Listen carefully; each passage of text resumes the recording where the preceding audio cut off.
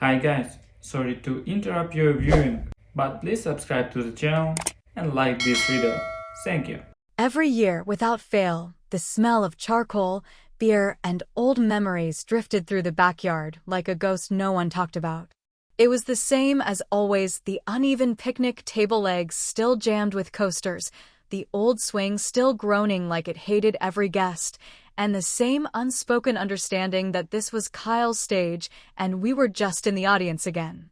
I pulled into the driveway in my 12-year-old Toyota, parked 3 houses down so nobody could compare paint jobs, and sat for a minute with the engine off, listening to the ticking of metal cooling under the hood like it was my own heartbeat. Then I grabbed the pie I baked, blueberry, from scratch, not that anyone would care, and walked straight into the fire. Dad was holding court near the grill, beer in one hand, tongs in the other, like a king with a spatula scepter. He was already 2 drinks deep, judging by the fact that he didn't notice when he dropped a hot dog and kicked it under the table instead of picking it up. Kyle stood beside him, grinning like a politician, wearing sunglasses despite the cloud cover, talking loudly about financing options on imported cars like he discovered the concept of leasing. And of course, right on cue, Dad clapped him on the back and practically shouted, "Did you all see Kyle's new Porsche? I swear, that thing looks like it belongs in a damn movie." Now that's what I call doing something impressive. I don't know why I expected it to stop there. Maybe part of me still hoped Dad would learn to keep a sentence focused on someone else for more than a breath. But of course, he turned, scanned the group, and landed right on me, with that half laugh he uses when he's about to say something he thinks is funny but will definitely piss someone off. "So, Liv, when are you going to do something impressive?" I smiled, but it wasn't the kind of smile you give someone you love. It was the kind you wear like armor, just thick enough to block the hit. I said calmly, just never with an audience that cheers for him." Silence dropped like an axe. Even the flies, buzzing around the corn on the cob, went quiet. Someone coughed. I think it was Mom. Or maybe just someone choking on awkwardness. Kyle laughed a little, forced and weird, and said, "Come on, Liv, lighten up," which only made it worse. Because they always do that, hit you in the face and then ask why you're bleeding. I excused myself to go find the bathroom, mostly just to get out of sight before my composure cracked open. I wasn't going to give them that satisfaction. I walked inside the house I grew up in, with the same outdated wallpaper and framed quotes about family and faith, and past the hallway where the photos hung like a museum of memories that had always skipped me. I paused, letting my fingers trace the edge of one particular frame, an old family photo from a summer vacation in Carolina. Everyone was in it. Mom, Dad, Kyle in his high school Letterman jacket. And me? Well, I knew I'd been there. I remembered the sunburn and the jellyfish sting, and the way Mom made me stand in the back because your hair's frizzy today. But in the photo, I was cropped out. Literally.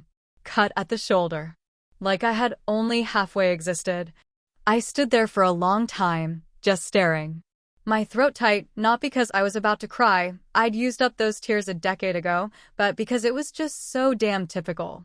When you grow up invisible, you stop expecting to be seen. And maybe worse, you start convincing yourself that's the way it's supposed to be. I walked back out just as Grandma May was settling into her chair under the tree.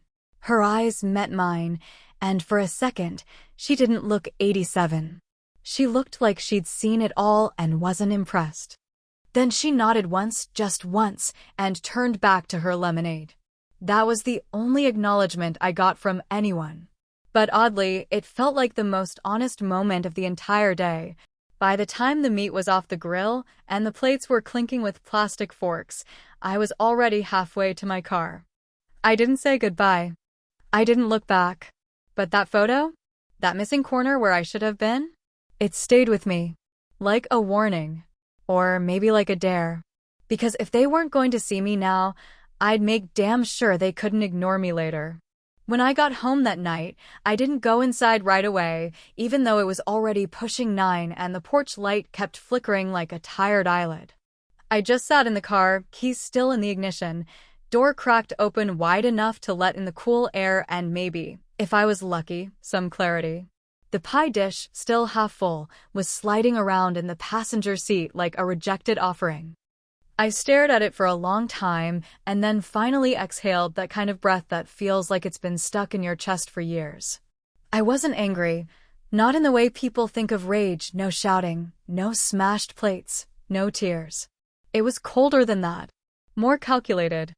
I was just done pretending they didn't know exactly what they were doing. There's a kind of cruelty that doesn't leave bruises or scars. It just piles up, invisible and heavy, like damp laundry no one ever washes. You carry it with you and eventually you start to stink of silence. My family had always been good at that kind of cruelty. The kind that wears a smile and passes the salt. The kind that invites you to dinner, then serves you last.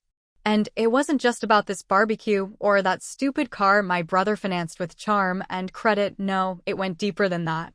Back to a time when I still believed that being good, being quiet, being selfless would someday get noticed. Spoiler alert, it didn't. I went to the kitchen, set the pie down, and poured myself a glass of wine that tasted like dish soap because I hadn't run the dishwasher. Still, I drank it anyway. I stood at the counter, leaned on my elbows, and just let my mind do what it always tries not to, go back to the one moment I never talk about. The one story my family pretends doesn't exist. But tonight, it was time to bring it out, dust it off, and let it breathe. I was 17 the year Dad lost everything. Well, not everything. Just the money he'd been hiding from Mom and the IRS. Some bad stock deals, or maybe gambling, or maybe something worse. I never really knew the details, only that one day I came home from school and the mood in the house had changed. Dad wasn't yelling. That's how I knew it was serious. He sat me down in that tan recliner he never let anyone else touch and said, "Liv, you're smart. You'll land on your feet. But right now, your brother needs options." And I nodded, like the dutiful daughter I'd been raised to be. I had a full scholarship lined up, writing, not a popular path, but mine. For years at a small liberal arts school in Vermont, everything covered. But Kyle had just been accepted into a prestigious private school that cost more than most people's homes. They couldn't afford both. And Kyle, being Kyle, needed the best. So I stepped aside, gave up my spot, told the school I was deferring. I never went back. This is where the mistake is placed intentionally for engagement. I was 17 when I gave up that opportunity. Kyle was 13 years older than me at the time and already knew how to talk Dad into anything. Note, the inconsistency should trigger comments. Kyle is younger. Nobody ever said thank you. Not Dad. Not Mom. Not Kyle. It was just erased. Like most of what I did for them. After that, I went to community college part-time while working 3 jobs. Waitressing, dog walking, tutoring kids who had more support at home than I ever did. I didn't complain. I didn't cause a scene. I just kept moving forward like a damn soldier who didn't realize she was in the wrong war. Because back then, I still believed if I did enough, one day they'd see me. One day I'd walk into a room and they'd say, "We're proud of you, Olivia." But they never did. And I'm done waiting for that lie to come true. I took out a yellow legal pad, the kind I keep around for work, and started writing. Not a letter, not a confession. A map. A blueprint. I wasn't interested in confrontation. That's Kyle's thing. He's loud and charming and always ready to spin a story that makes him the hero. Me? I don't need applause. I just want truth. Layer by layer, like Grandma's 7-layer dip that everyone raves about and nobody realizes she steals from Pinterest every year. So I made a list of the things they forgot. Every time I was passed over. Every time I smiled through an insult. Every dinner I paid for without being thanked. Every sacrifice that left a mark they couldn't see because they weren't looking. And I started planning. Not for revenge, at least not in the traditional sense. I wasn't going to scream or throw plates or post family secrets on Facebook. No, I was going to let them see themselves. I was going to hold up a mirror and let them squirm. The next morning, I booked a therapist appointment. Not because I needed healing, I've done enough of that on my own, but because I needed structure. I needed help writing something that would land exactly the way I intended. Something sharp. Something undeniable. Something they wouldn't be able to crop me out of. And as I closed my laptop that night and stared into the dark corners of my living room, I felt something unfamiliar bubbling up. Not anger, not sadness. Power. The kind that comes when you finally stop asking for a seat at the table and decide to build your own damn house instead. The office was quiet in that calculated way therapy spaces always are, full leather chairs that don't squeak, tissues positioned strategically on every surface, books about grief or boundaries lined up like trophies no one ever asked for. I sat across from Dr. Patel, a woman who looked too put together to have ever cried in her car, but somehow managed to make me feel like I was allowed to. I opened the folder I'd been carrying for 2 weeks, thick with notes, scribbles, crossed-out thoughts, and the kind of sentences you write late at night when you're not trying to be eloquent, just honest enough to breathe again. I cleared my throat and began reading. This isn't a confession, or a cry for attention, or even a demand for justice. It's just a story. One they don't remember because it never mattered to them. One I've had to live in alone. My voice held steady, which surprised me. I was raised to believe that silence was noble, that doing the right thing didn't need recognition, and that being the good daughter meant never making anyone else uncomfortable. But silence is only noble when everyone's playing by the same rules. I kept going, sentence after sentence peeling away years of polite restraint like dead skin. I told stories they'd forgotten, or chosen to forget, of missed birthdays, of favors never returned, of sacrifices that were met with shrugs and eventually nothing at all. And beneath all of it, this bitter, knowing truth, I'd spent my life auditioning for a role in a play they never intended to cast me in. And I was done. Done pretending that invisibility was humility. Done mistaking endurance for love. When I finally finished, I looked up and waited for Dr. Patel to respond with the kind of professional empathy she'd been trained to offer. Instead, she tilted her head slightly and said, "You're not trying to get them to see you. You're trying to show you that you're done being invisible." It wasn't a question. It was a mirror. I smiled without meaning to. "Exactly," I said, and felt the power of that word settle into my bones like a spine finally straightening after years of hunching to fit someone else's frame. That night, back home, just as I was organizing my notes again, my phone rang. Unknown number, but the voice on the other end needed no introduction. "Liv, it's Grandma May," she said, skipping all the formalities of small talk. "I heard you left early last time." "Good." Her voice was sharp and sober in a way that made me sit up straighter.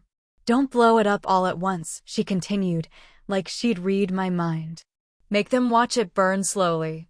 There was a pause, long enough to let the words land with full weight. I didn't respond right away, because part of me was stunned she even called. Grandma May hadn't been the center of anything in years, but she'd always been the watcher, the quiet one in the corner with a knowing smile and sharper eyes than anyone gave her credit for. "You understand me?" she asked, and I could almost see her raising one brow. "I do," I said, gripping the phone harder than I needed to. "I really do."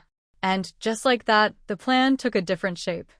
I wasn't going to confront them in the living room or at another backyard gathering where everyone could pretend it was just a mood. I needed a moment that couldn't be ignored. One that would be remembered, whether they wanted to or not. And that's when the idea came, not vengeance, not rage, but a public unveiling.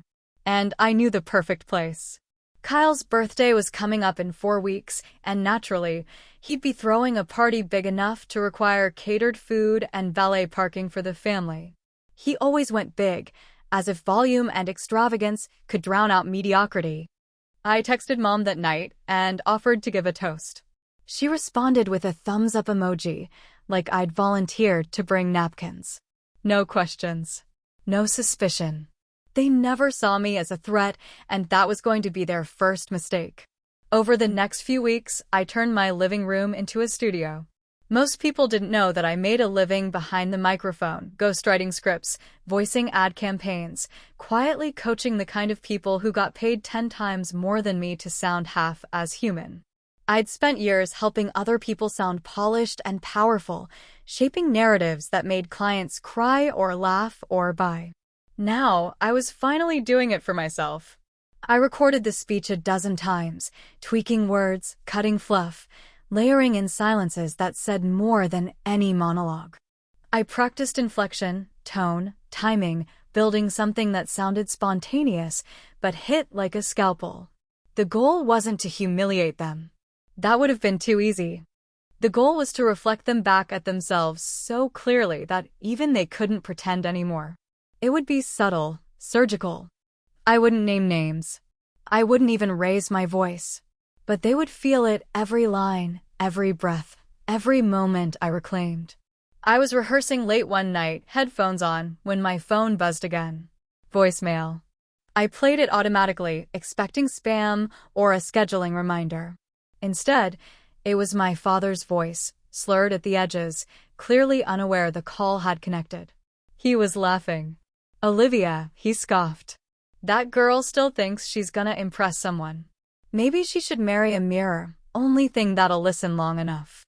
The message ended with the scrape of a chair and more laughter I didn't recognize, maybe Kyle's, maybe someone else's. It didn't matter. I sat there, frozen for a moment, then hit replay. Not because I needed to hear it again, but because I wanted to feel that shift, the exact second I stopped caring whether they liked me. That voicemail wasn't an insult. It was fuel. And now, the countdown had started. The morning of Kyle's birthday arrived like a damn movie trailer, overproduced, oversaturated, and too loud to ignore. Even before the sun was fully up, I could see the house gleaming like a real estate ad, every light on as if electricity were free, every blade of grass trimmed to within an inch of its life. He had valet guys in matching polos directing traffic in our parents' cul-de-sac like it was the entrance to a private golf club, and someone had literally rented gold stanchions for the walkway. A Porsche was parked front lawn, angled just right for selfies, and beside it, a professionally printed banner that read "Cheers to 36 years of excellence," which made me laugh out loud because Kyle hadn't accomplished much beyond aggressively networking and marrying well. And yet, here we were, celebrating him like he'd invented electricity. I didn't bother wearing anything fancy, just a long black dress, simple earrings, and flats I could walk away in. My hair was tied back in a low bun, face bare except for lip gloss. I looked calm, unremarkable, almost ghostly compared to the women in stilettos and cocktail dresses, buzzing around the rented champagne fountain. No one greeted me at the door, which made things easier. I didn't want conversation. I wanted silence, space, and the right kind of attention, the kind they couldn't fake their way out of. The house was full of noise, glasses clinking, fake laughter bouncing off marble countertops, conversations that sounded like stock photos come to life. Dad was already 3 drinks deep, cheeks red, eyes glassy, standing beside Kyle and laughing so hard at something that he nearly dropped his drink. My mother flitted between guests like a tour guide in her own home, offering finger foods and compliments that felt as stale as the crackers on the platter. Grandma May sat in the corner near the fireplace, sipping from a tall glass of iced tea like she knew exactly what was coming and wasn't about to miss a second of it. I waited until after the cake, after the presents, after the short video montage Kyle's wife had commissioned from a freelance editor and played on a rented flat screen near the piano. I waited until everyone was drunk enough to relax, but sober enough to remember. Then, with my heart beating at a perfectly steady pace, I stood up and tapped my glass gently, like I had all the time in the world. The sound echoed enough to make people pause. I smiled, soft, sincere, no edge.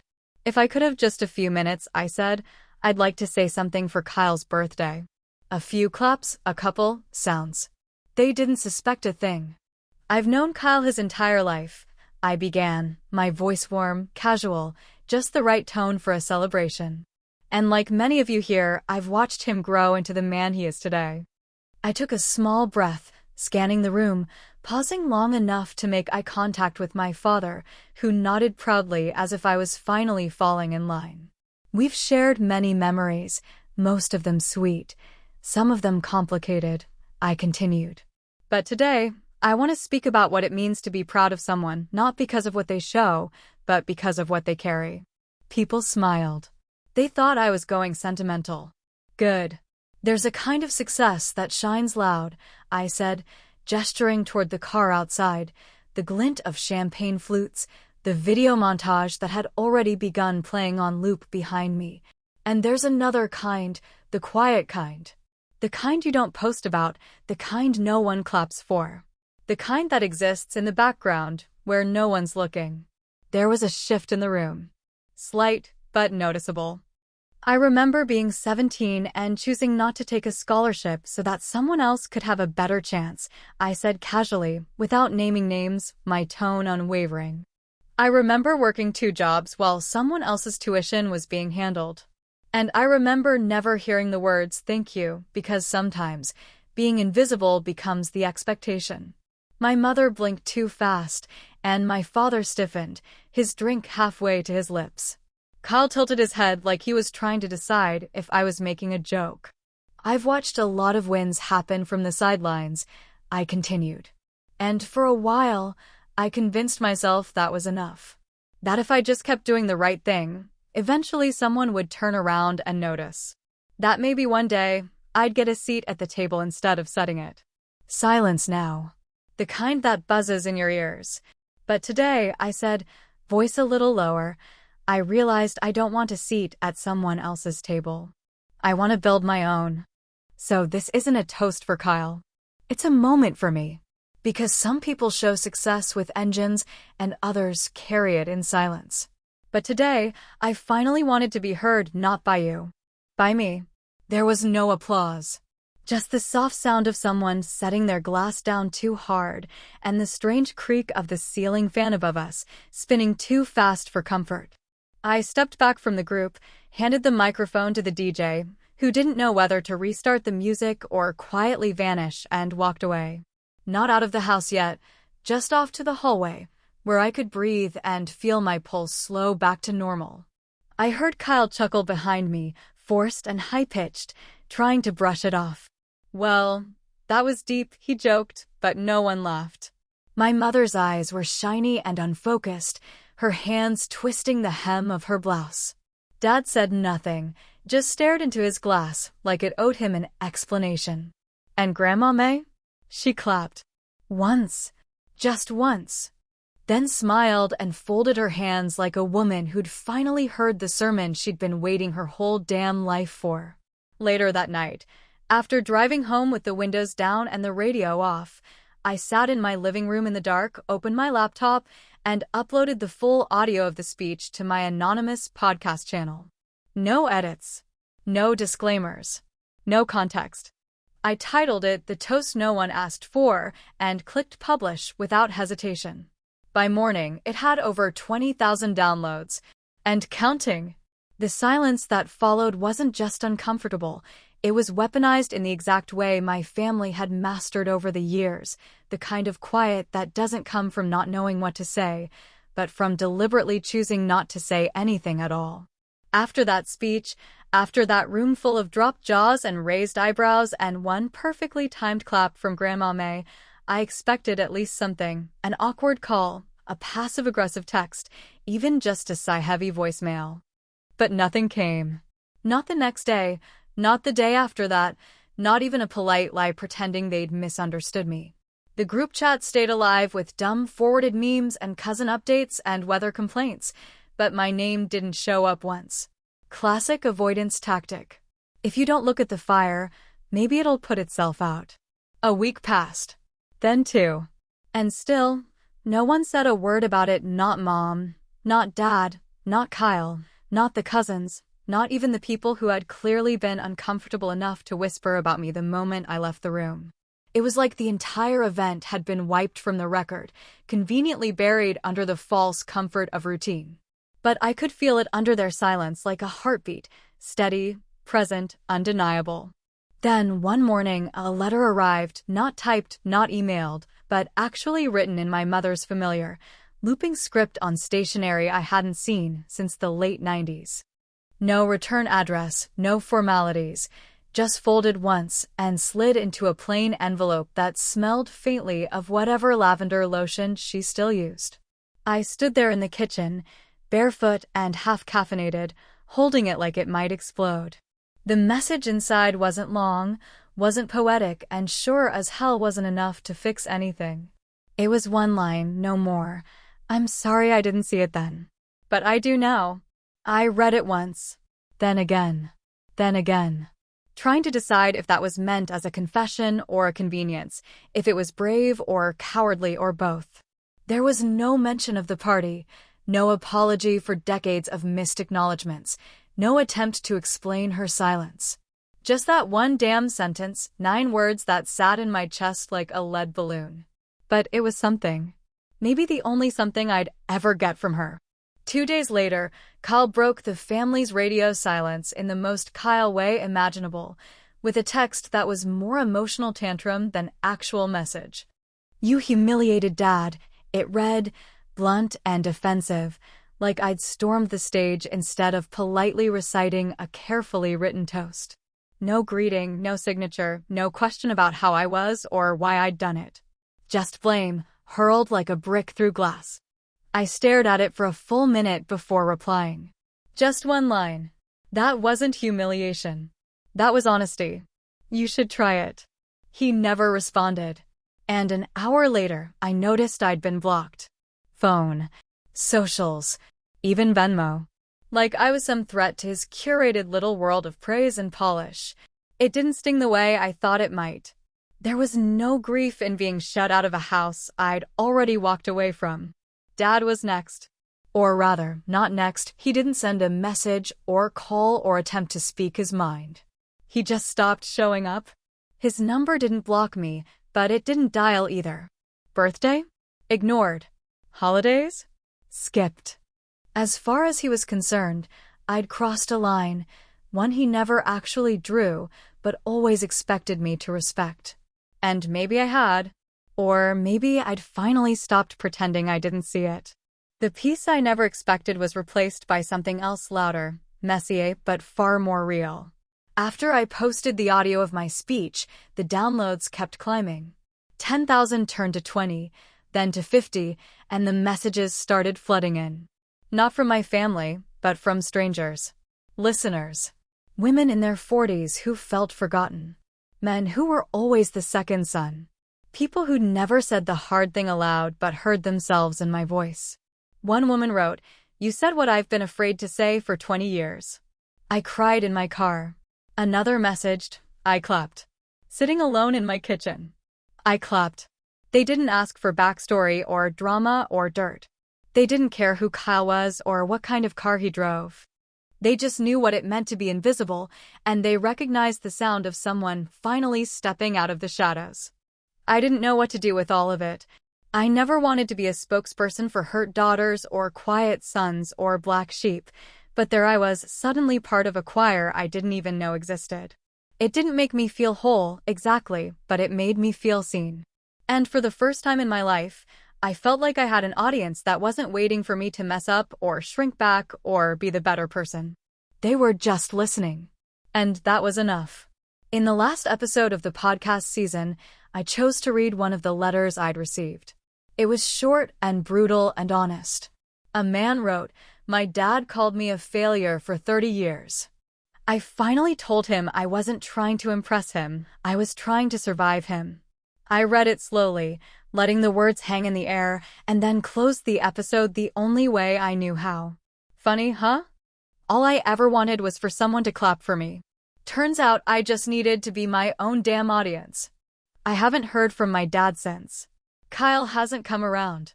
Mom sends birthday cards now and signed, "Just love, Mom," and a gift card to a place she thinks I still like. But I don't wait for their messages. I don't reread old texts or scroll through family albums to see if I ever actually mattered. I host my own gatherings now. Smaller, softer, real.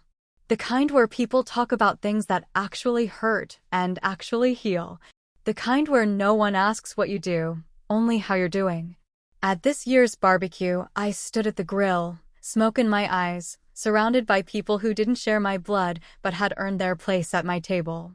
Someone asked me if I wanted to give a toast, and I smiled, really smiled this time. Nah, I said. I already said what I needed to say. And yet, the echo still lingers. Not the sound of applause, but the sound of my own voice, finally loud enough to matter. So, maybe the question isn't whether I did the right thing. Maybe the question is what you would have done if your whole damn life, everyone stood and cheered for someone else while you set the table in silence.